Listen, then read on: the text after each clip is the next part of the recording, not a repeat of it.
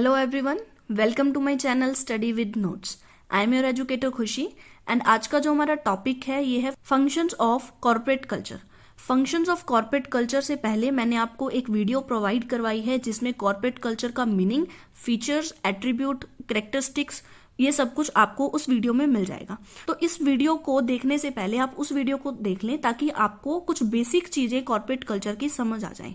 Corporate culture का basically मतलब क्या होता है? जब कुछ लोग वॉलेंटरली इकट्ठे होकर किसी कॉमन गोल को अचीव करना चाहते हैं और उस कॉमन गोल को अचीव करने के लिए हमारे जो कुछ बेसिक एथिक्स होते हैं, हमारे जो वैल्यू होती है या बिलीफ सिस्टम होती है, उसको भी हम साथ में लेके चलते हैं, तो उसे हम बोलते हैं कॉर्पोरेट कल्चर।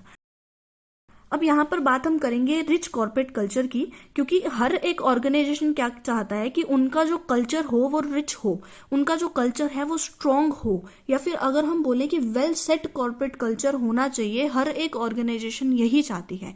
तो जब हमारा ऑर्गेनाइजेशनल कल्चर या कॉर्पोरेट कल्चर जो है वो रिच होगा, अच्छा होगा, तो वो बहुत अच्छा इम्पैक्ट भी डालता है, डीप इम्पैक्ट भी डालता है on the performance behaviour of employees की परफॉर्मेंस बिहेवियर पे बहुत ही अच्छा इम्पैक्ट डालता है ऑर्गेनाइजेशन का कल्चर। अगर हमारी ऑर्गेनाइजेशन का कल्चर रिच होगा तो हमारा जो इन्वायरमेंट होगा वो भी फेवरेबल रहेगा और इनकरेजिंग रहेगा। दैट मीन्स हमारे ऑर्गेनाइजेशन के एम्प्लॉयज बूस्ट अप रहेंगे, हमेशा काम को करने के लिए रेडी रहेंगे एंड एनर्जाइज रहेंगे। तो यहाँ पर फर्स्ट जो पॉइंट है वो क्या कहता है कि आइडेंटिफिकेशन ऑफ ऑर्गेनाइजेशन, कि जो कॉर्पोरेट कल्चर है उससे हमारी जो ऑर्गेनाइजेशन है उसकी आइडेंटिफिकेशन होती है, उसकी पहचान होती है, उसकी रिकॉग्नाइजेशन होती है। तो यहाँ पर अगर हम ऑर्गेनाइजेशन कल्चर की बात कर रहे हैं, मतलब कि हम वहाँ के लोगों की बात कर रहे हैं कि वहाँ के लोगों में किस टाइप का जो बिलीफ सिस्टम है, क्योंकि जो ऑर्गेनाइजेशन कल्चर है वो लोगों से बना है और लोगों के बिलीफ सिस्टम को, लोगों की जो वैल्यू है उसी को हम बोलते हैं कि ये हमारे जो है ऑर्गेनाइजेशन का कल्चर है। और अगर हम ये कहते हैं कि ये ऑर्गेनाइजेशन बहुत अच्छी है, इसका क्या मतलब हुआ कि हमारी जो ऑर्गेनाइजेशन में जो भी वैल्यू सिस्टम है या बिलीफ सिस्टम है वो बहुत अच्छे हैं, मतलब कि हमारी ऑर्गेनाइजेशन का कल्चर अच्छा है, तभी वो ऑर्गेनाइजेशन अच्छी है। कॉर्पोरेट कल्चर जो होता है वो शो करता है एक प्राइड को, एक स्टेटस को, कि क्या ऑर्गेनाइजेशन का स्टेटस है, वो स्ट्रांग है नहीं है, उस चीज को बताता है हमारा कॉर्पोरेट कल्चर। अगर हमारे ऑर्गेनाइजेशन की आइडेंटिफिकेशन हो जाती है तो यहाँ पर हमारे जितने भी डायमेंशंस होते हैं ऑर्गेनाइजेशन के वो ग्रो हो जाते हैं एंड डेवलप हो जाते हैं। सेकंड पॉइंट कहता है कि setting cultural limit. Through organisational culture we can set up the limit of the cultural boundaries. तो अगर हमारा कॉर्पोरेट कल्चर वेल सेट है, स्ट्रांग है, तो यहाँ पर हमारी जो भी बाउंड्रीज होती हैं उसको सेट कर देते हैं, जिसके बाहर जो एम्प्लॉयज हैं वो नहीं जा सकते।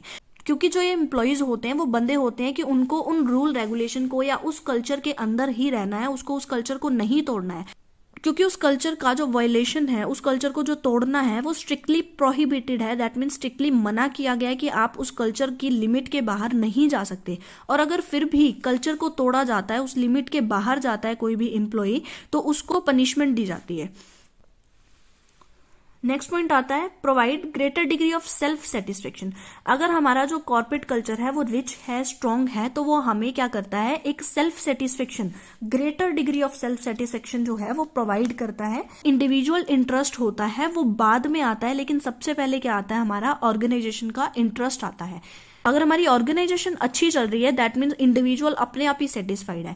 तो क्या कहते हैं कि what is good for the company is good for the individual, कि अगर कोई चीज अच्छी है कंपनी के लिए तो वो ऑटोमेटिकली अच्छी होगी, किसके लिए, इंडिविजुअल के लिए। तो यहाँ पर जो ज्यादा जो एम्फेसिस है वो किस पे दिए गए, कंपनी पे दिए गए या ऑर्गेनाइजेशन पे दिए गए कि जो ऑर्गेनाइजेशन है उसके लिए अच्छा करो। अगर ऑर्गेनाइजेशन के लिए अच्छा हो गया तो इंडिविजुअल के लिए ऑटोमेटिकली अच्छा हो जाएगा।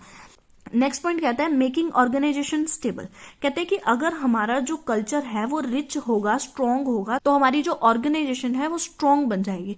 किस तरीके से स्ट्रांग बन जाएगी? रिच कल्चर क्या होता है कि जहां पर जो भी स्टेक होल्डर्स होते हैं वो लॉन्ग टाइम के लिए कंपनी से जुड़े रहना चाहते हैं, और अगर कंपनी से लॉन्ग टाइम के लिए उसके जो लोग हैं वो जुड़े रहेंगे तो स्टेबिलिटी यहाँ पर रहेगी। और स्टेबिलिटी को रखने के लिए लोगों का ऑर्गेनाइजेशन से जुड़े रहना बहुत जरूरी है, और जुड़ेंगे कब, जब स्ट्रांग कॉर्पोरेट कल्चर होगा। नेक्स्ट पॉइंट आता है ब्रिंगिंग द सेल्फ कंट्रोल। ये पॉइंट क्या कहना चाहता है कि जो हमारे ऑर्गेनाइजेशन के लोग होते हैं वो खुद को सेल्फ कंट्रोल, खुद को ही कंट्रोल करेंगे। अगर हमारा ऑर्गेनाइजेशन कल्चर स्ट्रांग है तो यहाँ पर हम क्या करते हैं, फॉलो करते हैं एमबीओ। एमबीओ की फुल फॉर्म होती है मैनेजमेंट बाय ऑब्जेक्टिव। और मैनेजमेंट बाय ऑब्जेक्टिव क्या होता है कि जब एम्प्लॉयज को खुद कहा जाता है कि आप लोग अपनी जो परफॉर्मेंस लेवल है उसका स्टैंडर्ड खुद तय कर लो, दैट मीन्स खुद ही फिक्स कर लो, तो एम्प्लॉयज क्या करते हैं, ज्यादा इंटरेस्ट लेते हैं और बहुत ज्यादा जो है अपने एफर्ट्स को डालते हैं, जिससे हमारा ऑर्गेनाइजेशनल जो ऑब्जेक्टिव होता है वो अचीव हो जाता है। ऑर्गेनाइजेशन में दो चीजें होती हैं, या तो एम्प्लॉयज को खुद कह दो कि आप अपना जो टारगेट है वो खुद बताओ कि आप कितना काम कर सकते हो, या फिर जो टॉप मैनेजमेंट है वो एम्प्लॉयज को फोर्स फिटेड टारगेट दे देती है कि आपको इतना काम करना है। तो जब फोर्स फिटेड टारगेट दिया जाता है तो एम्प्लॉयज जो होते हैं वो इतने इंटरेस्टेड नहीं होते और वो अपनी इतनी एफर्ट्स भी नहीं लगाते। लेकिन एमबीओ जो है वो अपोजिट है, वो क्या कहता है कि जो एम्प्लॉयज हैं उनको ये बोलो कि आप खुद का जो लेवल है, परफॉर्मेंस लेवल है, या जो आप खुद का टारगेट है वो खुद सेट करो और उसको अचीव करो। तो यहाँ पर जो इफेक्टिवनेस है वो भी ज्यादा हो जाती है और जो हमारा ऑर्गेनाइजेशनल गोल बहुत ईजिली अचीव कर सकते हैं। नेक्स्ट पॉइंट क्या कहता है कि organisational people are development oriented. मतलब कि ऑर्गेनाइजेशन के जो लोग होते हैं वो डेवलपमेंट की तरफ सोचते हैं। डेवलपमेंट की तरफ कैसे सोचते हैं कि अगर हमारे ऑर्गेनाइजेशन का कल्चर स्ट्रांग होगा, रिच होगा और हमारा सोशल कल्चर होगा। सोशल कल्चर मतलब कि जहां पर जो लोग हैं ऑर्गेनाइजेशन के वो इकट्ठे काम करेंगे, टीम वर्किंग जहां पर होगी, तो वो हमारा क्या होगा, स्ट्रांग कल्चर होगा, रिच कल्चर होगा। और इसमें क्या होगा, जो हमारे इंप्लॉयज होते हैं वो फोकस करते हैं अचीवमेंट ऑफ गोल पे। मतलब कि हमें क्या करना है, हमारे गोल्स को अचीव करना है, और जब हमारे गोल्स अचीव हो जाएंगे तो हमारी ऑर्गेनाइजेशन क्या होगी, ऑटोमेटिकली डेवलप हो जाएगी।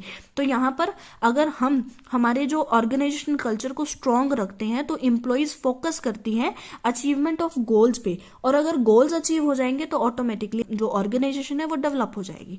Last point of function is create cycles of positive behaviour and culture. Culture है और हमारा जो पॉजिटिव बिहेवियर है वो एक दूसरे से इंटर रिलेटेड है।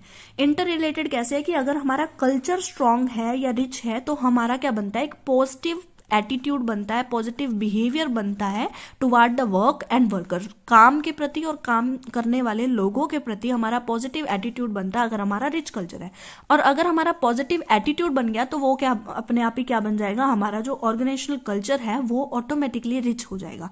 तो दोनों ही एक दूसरे पे डिपेंड है कि अगर एक चीज हो गई तो दूसरी हो जाएगी, और अगर दूसरी होगी तो पहली हो जाएगी। तो ये क्या है, एक साइकिल बनती है जिससे रिच कल्चर और हमारा जो पॉजिटिव एटीट्यूड है दोनों ही शो होते हैं। नेक्स्ट टॉपिक आता है ऑर्गेनाइजेशनल कल्चर एंड स्ट्रेटजी। देखो, स्ट्रेटजी और ऑर्गेनाइजेशनल कल्चर दोनों ही एक दूसरे से रिलेटेड हैं। तो दोनों ही क्या है, रिलेटेड विद ईच अदर, एक दूसरे से रिलेटेड है। और जो हमारा जो कल्चर होता है वो इफेक्ट डालता है किस पे, हमारी स्ट्रेटजी पे। स्ट्रेटजी की जो हमारी प्रोसेस होती है जिसमें हम स्ट्रेटजी फॉर्मुलेशन लेके चलते हैं, स्ट्रेटेजिक चॉइस होती है, इम्प्लीमेंटेशन हो गई, तो ये क्या करते हैं, जो हमारा कल्चर है वो इन सभी चीजों को इफेक्ट करता है या उस पर इम्पैक्ट डालता है। तो ऑर्गेनाइजेशनल कल्चर जो है वो वर्क करता है एज अ फैसिलिटेटर, मतलब कि हेल्प करता है किस चीज में, स्ट्रेटेजिक इम्प्लीमेंटेशन प्रोसेस में, कि कल्चर के थ्रू ही हमारी जो स्ट्रेटेजिक इम्प्लीमेंटेशन है, जब भी हम स्ट्रेटेजी को इम्प्लीमेंट करते हैं तो हम क्या करते हैं, ऑर्गेनाइजेशन कल्चर की हेल्प से ही स्ट्रेटेजी को इम्प्लीमेंट करते हैं। When one talks about the relating culture with strategy, जब भी हम बात करते हैं कि हमें स्ट्रेटजी को हमारे कल्चर के साथ रिलेट करना है, तो यहाँ पर स्ट्रेटजिस्ट मतलब वो पर्सन जो स्ट्रेटजी बना रहा है या जो एक्सपर्ट है, स्ट्रेटजिस्ट था, उसने क्या किया, 4 तरह के अल्टरनेटिव्स जो हैं वो डिफाइन किए हैं। जिसमें फर्स्ट अल्टरनेटिव क्या कहता है कि total ignoring of corporate culture. हमने अभी किया कि जो हमारा कल्चर है वो बहुत ज्यादा इंपॉर्टेंट होता है किसी भी ऑर्गेनाइजेशन के लिए, लेकिन यहाँ पे क्या बोला गया कि हमारा जो कॉर्पोरेट कल्चर है उसको इग्नोर कर दो, और बिल्कुल इग्नोर कर दो। इन्होंने चेंजेस के बारे में भी नहीं बोला, इन्होंने कहा कि बिल्कुल ही कॉर्पोरेट कल्चर को इग्नोर कर दो। तो ये इम्पॉसिबल है कि हम हमारी ऑर्गेनाइजेशन में कल्चर को लेके ही ना चले। तो यहाँ पे क्या कहता है कि ऑर्गेनाइजेशन कल्चर को चेंज करना बहुत मुश्किल है, क्योंकि ये एक स्मॉल पीरियड टाइम में, बिल्कुल छोटे टाइम में इसको हम चेंज नहीं कर सकते। इसको चेंज करने के लिए हमें एक बहुत बड़ा स्पैन ऑफ टाइम चाहिए जिसमें हम हमारे जो कॉर्पोरेट कल्चर है उसको चेंज कर सके। तो अगर हम कॉर्पोरेट कल्चर को इग्नोर कर देते हैं स्ट्रेटेजिक मैनेजमेंट में, तो हमारी जो इम्प्लीमेंटेशन ऑफ स्ट्रेटेजी है, मतलब कि जब हम स्ट्रेटेजी को इम्प्लीमेंट करेंगे तो वो हमारे लिए एक अच्छा अल्टरनेटिव नहीं है। तो सीधी सी बात यहाँ पे ये आई कि हम हमारे ऑर्गेनाइजेशनल कल्चर को इग्नोर नहीं कर सकते, तो ये अल्टरनेटिव हम यहाँ पर नहीं रखेंगे। सेकंड अल्टरनेटिव क्या कहता है कि changing the strategy to match the corporate culture, कि यहाँ पर हमें स्ट्रेटजी को चेंज कर देना है ताकि हम हमारे जो ऑर्गेनाइजेशन का कल्चर है उससे हम स्ट्रेटजी को मैच कर सके। तो ये जो अल्टरनेटिव सेकंड अल्टरनेटिव है ये वाइबल है। वाइबल का मतलब क्या होता है? फिजिबल। और फिजिबल का मतलब क्या होता है कि हम इसे रियलिटी में कन्वर्ट कर सकते हैं। लेकिन कई बार अगर हम स्ट्रेटजी को चेंज करते हैं तो वो हमें डिजायरेबल रिजल्ट नहीं देता, इसीलिए जो हम स्ट्रेटजी है उसको भी चेंज नहीं कर सकते। हमें क्या करना चाहिए? हमें कॉर्पोरेट कल्चर को चेंज करना चाहिए अकॉर्डिंग टू स्ट्रेटजी, मतलब कि जो हमारा कॉर्पोरेट कल्चर है वो हमारा स्ट्रेटजी के अकॉर्डिंग होना चाहिए, and the culture is determinant of strategic choice. Next and third point क्या कहता है कि changing the corporate culture to match with the strategic needs. जो हमने स्ट्रेटजी बनाई है उससे मैच करने के लिए हम हमारे कल्चर को चेंज कर दें। जब हम कल्चर को चेंज कर सकते हैं तो हम कर दें, लेकिन यहाँ पे दिक्कत वही आती है कि कल्चर को चेंज करना इतना इजी नहीं होता है। कल्चर को चेंज करने में एक लॉन्ग टाइम लगता है, ये बहुत बड़ी प्रोसेस है जब भी हम कल्चर को चेंज करेंगे, but it can be possible to change the culture. तो यहाँ पे क्या कहता है? मोस्ट सुटेबल ऑप्शन या अल्टरनेटिव इसे माना जाता है। जो थर्ड पॉइंट है ये मोस्ट इंपॉर्टेंट ऑप्शन माना जाता है जब भी हम कल्चर को हमारी स्ट्रेटजी के साथ रिलेट करके देखते हैं। तो हमारे जो ऑर्गेनाइजेशन के जो लोग होते हैं वो स्ट्रेटजी को एज इट इज एक्सेप्ट कर लेते हैं, मतलब कि जैसी हमारी स्ट्रेटजी बनी है उसको तो एज इट इज एक्सेप्ट करेंगे, लेकिन जो कल्चर है उसको हम वेरी कर सकते हैं, दैट मीन्स उसको हम चेंज कर सकते हैं। जो कल्चर चेंज है, मैंने आपको पहले ही बताया कि जो कल्चर को चेंज करना है वो एक क्विक प्रोसेस नहीं है, उसको हम इतनी जल्दी नहीं कर सकते, ये एक टाइम लेती है। और इसमें सबसे बड़ी चीज ये कि इसमें रिक्वायरमेंट होती है मैनेजरियल एक्सपर्ट की या कैपेसिटी की, मतलब कि एक ऐसा पर्सन होना चाहिए जो चेंज ला सके इन कल्चर। तो यहाँ पर स्ट्रॉन्ग लीडरशिप क्वालिटी की रिक्वायरमेंट होती है कि एक ऐसा पर्सन हो जो लीडर हो और जिसमें इतनी कैपेसिटी हो, इतनी क्वालिटी हो कि वो अपनी जो ऑर्गेनाइजेशन का जो कल्चर है उसको चेंज कर सके। लास्ट पॉइंट इसमें आता है कि adapting strategic implementation to match corporate culture, कि अब हमने क्या करना है? स्ट्रेटेजी की इंप्लीमेंटेशन को चेंज करना है। सेकेंड पॉइंट में हमने क्या किया था? स्ट्रेटेजी को चेंज कर दिया था, लेकिन यहाँ पे इंप्लीमेंटेशन को चेंज करना है। स्ट्रेटेजी सेम रहेगी, कल्चर सेम रहेगा, लेकिन स्ट्रेटेजी की इंप्लीमेंटेशन में हम कुछ मैन्युपुलेशन कर सकते हैं, तो उसको हम बोलते हैं मैन्युपुलेशन इन स्ट्रेटेजिक इंप्लीमेंटेशन। तो यहाँ पे क्या होता है कि जो भी एक स्ट्रेटेजिस्ट होता है वो क्या करता है? एडवांटेज लेता है, दैट मीन्स फायदा उठाता है किस चीज का? फ्लेक्सिबिलिटी का, in the area of organisational design, system, process concern with strategy implementation, कि जब भी हम स्ट्रेटजी को इंप्लीमेंट करते हैं, लागू करते हैं, तो वहां पर कुछ फ्लेक्सिबिलिटीज होती हैं जिनके अकॉर्डिंग जो एक स्ट्रेटजिस्ट होता है वो कुछ चेंजेस कर सकता है। तो यहाँ पर इंप्लीमेंटेशन में चेंजेस करके हमारी जो स्ट्रेटजी है उसको भी हम सेम एज इट इज रख सकते हैं और कॉर्पोरेट कल्चर को भी एज इट इज रख सकते हैं। So it also can be possible. तो यहाँ पर एक चार्ट है जो रिलेशनशिप दिखाता है between the strategy and culture. तो हमने जैसे पहले ही किया कि जो स्ट्रेटजी है और कल्चर है वो एक दूसरे से क्या है? रिलेटेड है, मतलब कि स्ट्रेटजी और कल्चर इन दोनों को मिलाकर ही हमारे जो ऑर्गेनाइजेशन का गोल है वो अचीव होता है। स्ट्रेटजी हमने किया कि स्ट्रेटजी क्या होता है कि जो हमारे विजन होते हैं, मिशन, पर्पस, ऑब्जेक्टिव, गोल, जिसके ऊपर मैंने एक फर्दर वीडियो बनाई है, आप वो भी देख सकते हैं। तो विजन, मिशन, पर्पस, गोल, ऑब्जेक्टिव, इनके थ्रू हम क्या करते हैं? स्ट्रेटजी को अचीव करते हैं और कुछ एक्टिविटीज की जाती है for the achievement of strategies. जब भी हम स्ट्रेटजी को करने के लिए कुछ एक्टिविटी करते हैं तो हमें क्या मिलता है? कुछ रिजल्ट मिलता है या आउटकम मिलता है। और अगर हम कल्चर की बात करें तो कल्चर हमने किया कि कुछ बिलीफ सिस्टम, कुछ वैल्यूज, कस्टम्स, प्रैक्टिसेस, नॉर्म्स होते हैं जो हमारा बिहेवियर दिखाते हैं और उस बिहेवियर के थ्रू भी हमारा क्या निकलता है? रिजल्ट निकलता है। हमने फीचर्स में भी किया था कि जो कल्चर है वो आउटकम ओरिएंटेड है, मतलब कि उससे हमें कुछ रिजल्ट देखने को मिलता है। तो यहाँ पर जो कल्चर है और स्ट्रेटजी है उन दोनों को अगर हम मिला दें, उन दोनों को अगर हम एडअप कर दें तो हमारा जो कॉमन गोल होता है वो अचीव होता है। कॉर्पोरेट कल्चर का लास्ट टॉपिक कहता है obstacles in the way of corporate culture, या जिसे हम बोल सकते हैं barriers in the way of corporate culture या ऑर्गेनाइजेशनल कल्चर। मतलब कि क्या क्या ऐसी मुश्किलें आती हैं, ऐसी कौन कौन सी रुकावटें आती हैं ऑर्गेनाइजेशनल कल्चर में। तो सबसे फर्स्ट जो दिक्कत आती है वो क्या होती है, difficulties in the change of culture. मतलब कि कल्चर को जो चेंज करना है वो मुश्किल है लेकिन इम्पॉसिबल नहीं है। हार्ड टू चेंज है बट इम्पॉसिबल नहीं है। तो यहाँ पे ये बोला जाता है कि कल्चर को चेंज करना मुश्किल है, यही हमारे लिए एक दिक्कत है, क्योंकि ये क्या है, टाइम टेकिंग प्रोसेस है जिसमें कल्चर को चेंज करने के लिए बहुत सारा टाइम लग जाता है। सेकंड पॉइंट क्या कहता है कि arising difficulties at the time of merger and acquisition.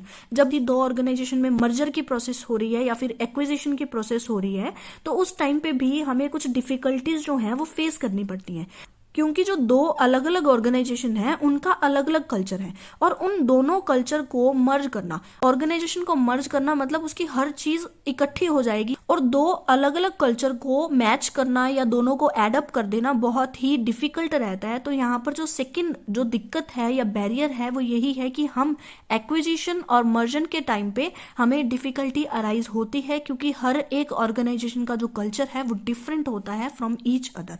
Last point कहता है कि find employees match to the organisational culture.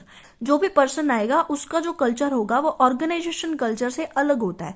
तो अब जो भी एम्प्लॉय को हम ऑर्गेनाइजेशन में रखेंगे, हम ऐसा एम्प्लॉय चाहते हैं जिसका कल्चर हमारी ऑर्गेनाइजेशन के कल्चर को मैच कर जाए, और ऐसा पर्सन हमें मिलना बहुत मुश्किल होता है।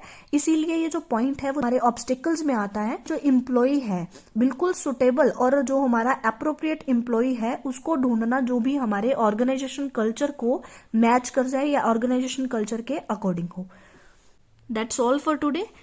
अगर आपको नोट्स चाहिए तो आप टेलीग्राम चैनल को ज्वाइन कर सकते हैं। If you like the video then click on the like button, subscribe to my channel and don't forget to share this video with your friends. Thank you so much for listening me very carefully.